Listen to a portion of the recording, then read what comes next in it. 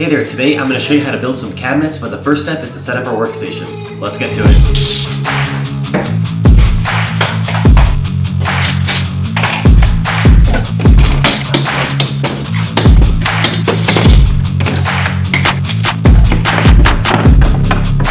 So we kind of have a triangle here of a workstation. We have our cutting station here with our miter and table saw. We have our foam board here for cutting all of our plywood. And then we have a countertop here just to store all of our tools and kind of just be an assembly table. So now let's go grab our plywood.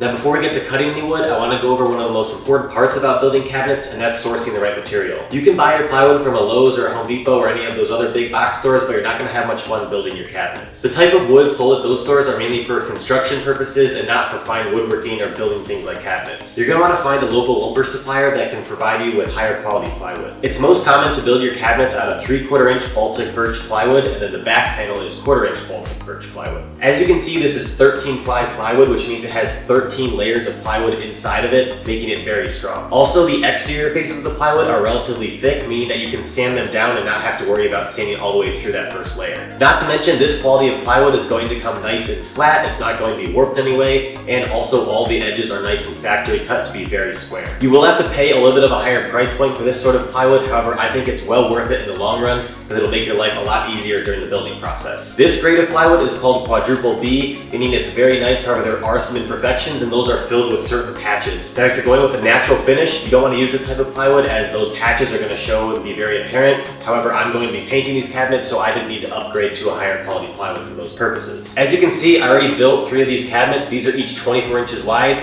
and now I need a 30-inch wide cabinet. Let's go build it. Now to cut all this plywood down to size, I'm going to be using my newly acquired Festool track saw, and I'm really excited to start using it. But if you don't have one of these, you can always use a circular saw with a straight edge, as I've done in a lot of my previous videos. And here's a cut list for your convenience. You can go ahead and pause the video if you need to. To make my cuts, I first mark out on either side of the wood the specific dimension that I need to cut. I then lay my track down to make sure it's perfectly aligned with those 2 marks, and then run my saw across. As you can see, the Festool track saw makes life super easy, and I'm really happy with my investment. It did take a while for me to finally build up the courage to finally purchase it, as it's not exactly cheap, but I do think it's well worth it, and I'm going to get my use out of it for sure. I also want to note that based on the dimensions I showed earlier, it's going to be again a 30-inch wide cabinet, and also it's only going to be 18 inches deep, which is not standard. It's usually 24 inches deep, so you just want to make sure that you adjust those measurements as you need to with your own build. Once I had all the larger pieces cut, I moved over to my miter and table saw to cut all the braces. These are going to support the back and top of the cabinet. I first cut the length on the miter saw, and then I ran them through the table saw to get the right width. This can vary depending on your cabinet, but I made mine about 3.5 inches wide. We now have all 7 pieces cut, the 2 sides, the bottom, and then the 4 braces. The next step is to create a dado in both sides, the bottom, and one of the braces. Let's get to it. To create this dado, it's going to take multiple passes, but to start, I set my table saw fence to 3/4 of an inch and the height to 3/8. The reason we're cutting this dado is so that we can slide in that 1/4 inch panel in the back of the cabinet. Now, a normal table saw blade will cut about 1/8 of an inch, but we need more than that. But it's best to just set your table saw once, run all your pieces through, and then adjust it. That way you're not constantly moving your fence back and forth. Now let's get to cutting. One thing to keep in mind is that all of these grooves are going to be on the inside of the cabinet, so make sure you pick which face of the wood you want on the outside versus the inside. And here's what all the pieces look like after one pass. As you can see, it's a nice straight line running all the way down the board, but it's just not wide enough to fit a 1/4 inch panel just yet, so we move the table saw fence over a bit and run them through again.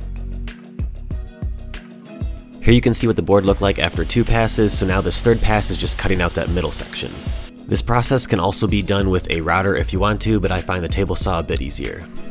Next up, we're going to cut the toe kicks on both of the side panels. They're going to measure 3.5 by 3.5. I'll use my speed square to measure them and mark them with a pencil, and then I'll use my jigsaw to cut them out.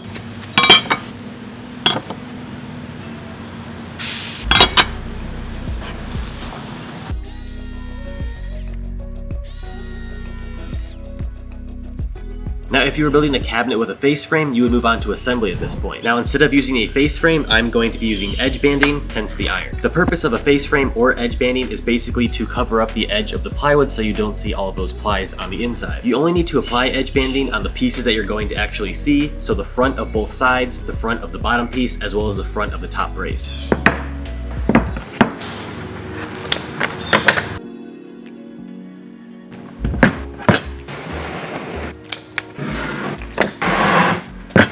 This type of edge banding is specifically referred to as iron-on edge banding. As you can see, I'm using an iron to apply it, and that's because there's some pre-applied glue on the back side of the edge banding, and as you apply heat with the iron, it adheres itself to the plywood. The key is to find the sweet spot where you leave the iron in a position long enough to fully melt the glue, but not burn the edge banding.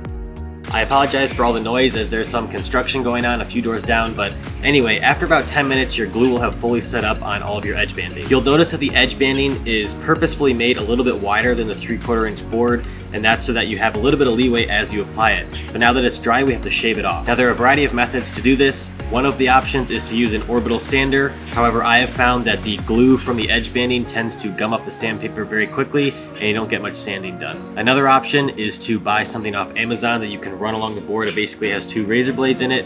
However, I thought it was pretty expensive, and from the reviews it didn't sound like it worked extremely well. I tend to use a razor blade method where I tilt the piece on its side and run the razor blade across it like so, cutting off the excess edge banding along with all that excess glue too. Then I'll come back with an orbital sander to clean it up and kind of round over the edge a little bit, but without as much glue on there, it won't gum up as quickly. And here you can see the razor blade in action, cutting off that excess edge banding, but I'm actually not going to cover this process in too much detail here. We're going to go into more detail when we do the doors, because I learned a few tips and tricks along the way after doing all of these cabinets, so I'll share this with you a little bit later in the video. But here's the end result. I'm actually really surprised with how well it turned out. You can't really see where the plywood ends and the edge banding starts. Now that all of our edge banding is on and it's nice and sanded, the next step before assembly is pocket holes. These are going to hold the cabinet together, and we're going to start by drilling in each of the 4 braces. Let's get to it. For each brace, you're going to want to drill 4 pocket holes, 2 at either end. You're also going to need to put pocket holes in the bottom panel, and make sure you're drilling these on the underside. I put 3 on each side, 1 in the middle, and the other 2 were 2 inches inset from either end. And before I forget, we need to cut one more piece, and that's the back panel made out of the 1/4 inch sheet of plywood. Now that all of our pieces are cut, we can finally begin assembly.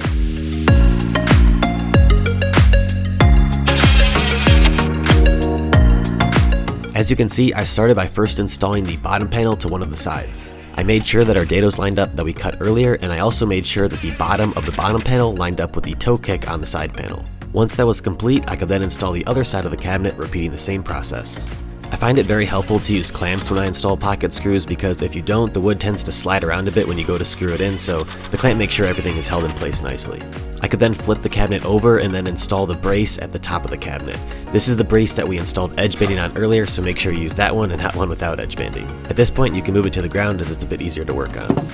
We can now slide in our 1/4 inch back panel, and then we'll lock it in with this brace on top.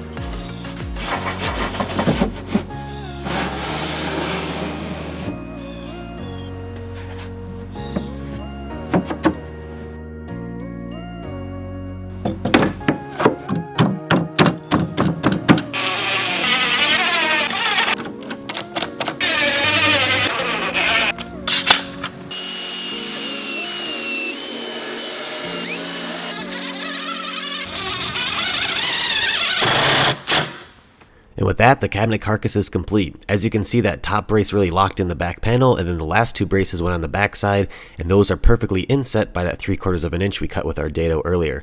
Those 2 back braces are also great for nailing or screwing your cabinets into the wall during install. The cabinet carcass is all done now. Up next is the doors.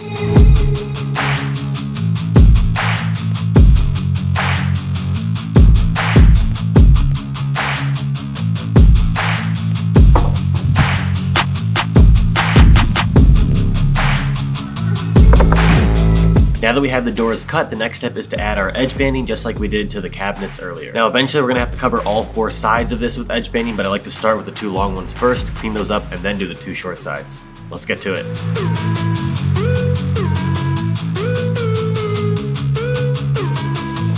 The first door is now dry, so I can go ahead and shave back the excess edge banding and get ready to glue on the other sides. I found that there's a few specific steps that'll give you the best transition from the plywood face to the edge banding, and you won't really even notice that it's there. The first step is to trim off the excess on the ends. For that, I like to use a razor blade and just trim it off.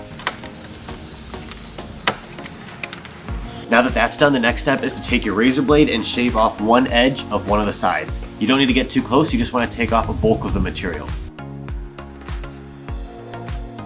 It'll usually come off in pretty big strands, and now that that's done, we're going to take a block plane. I found this on Amazon and I'll link it down in the description. I find it's really useful for this exact purpose.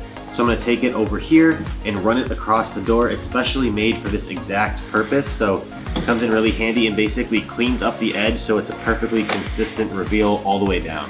And there you go. The reason we go back with the razor blade first is to take away the bulk, because if you go with this first, it's going to cut too much and you're going to be left with a jagged edge. So now that that's done, I'm going to come back with a sander with about 180 grit sandpaper and sand the face of the surface just to get rid of any of the excess glue. Now that the face is clean, we're going to come back and round over the edge. Be careful with this, because if you have too low of a grit of sandpaper, you might dig too much into it. I like to use 180 or 220. Round over the edge by hand, and then also you can clean up the edges where you cut off the pieces of the edge banding with your sander by just making it flush with the top and bottom of the cabinet.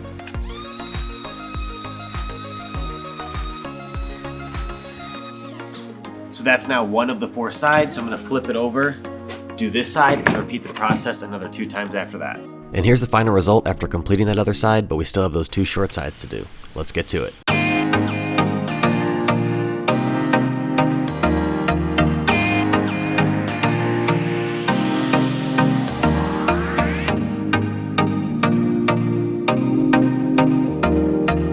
We're now finally ready to install the hinges on the doors. I'm going to be using Bloom hinges from Rockler, and I'll link these down in the description. These are a bit on the pricey side, but you do get what you pay for when it comes to hinges. I'm also going to be using this Craig jig that comes with the drill bit in order to install the hinges. The first step is to decide which side of the door you want to be the front and which you want to be the back.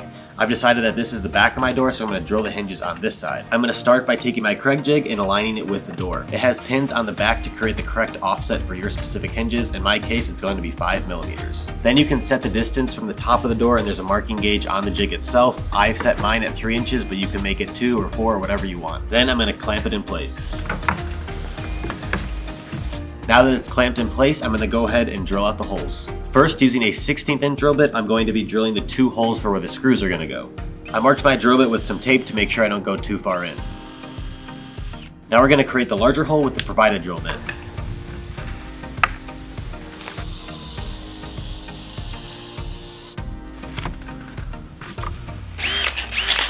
Now we can unclamp it. And now we have a nice clean hole to set our hinge in. Now we'll take the provided screws and screw it into place.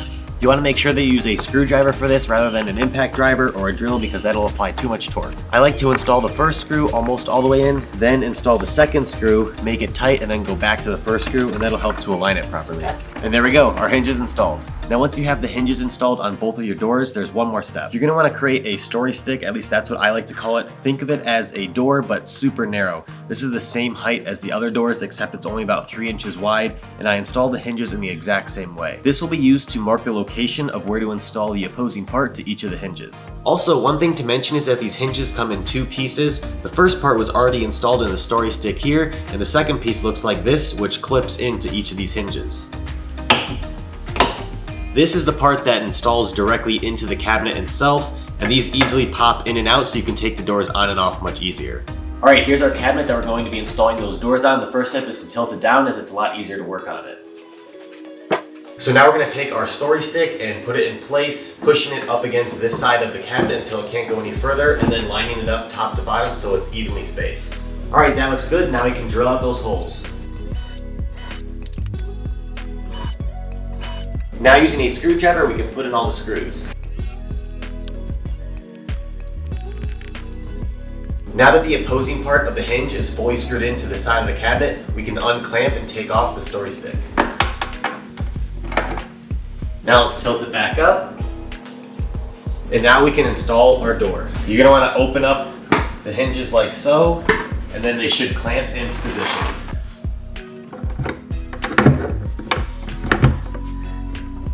There we go. Soft close, ultra soft.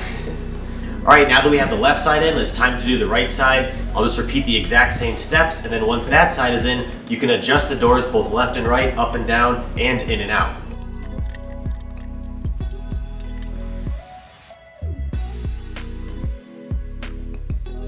Alright, so there you have it. We're all done with the cabinet and I think it turned out really well. If you found this video helpful, I'd really appreciate it if you could smash that like button, as it really helps out the channel. If you have any questions about the build, please leave them down in the comments and I'd be happy to answer them. Now you can stop here with your build, or you can add some shelves to the inside. You can make them permanent by screwing them in from the outside here, or you can do what I did and I added some adjustable shelves to the inside using some pins. Next week I'm going to show you how to finish the cabinet. You could use polyurethane if you want to keep that wood look, but I'm going to be painting mine black, so stay tuned for that video. And as you can see, this isn't the only cabinet that I built. There's a few more behind me here, and that's because I'm currently renovating my basement and these are all going to become a custom bar down there. Now building these cabinets is just one small step in the process, so if you want to see that renovation from start to finish, please subscribe, as I'll be posting weekly videos documenting each step along the way. And hopefully we turn out with a pretty awesome bar in the end. And as always, thanks for watching and happy building. See you next week.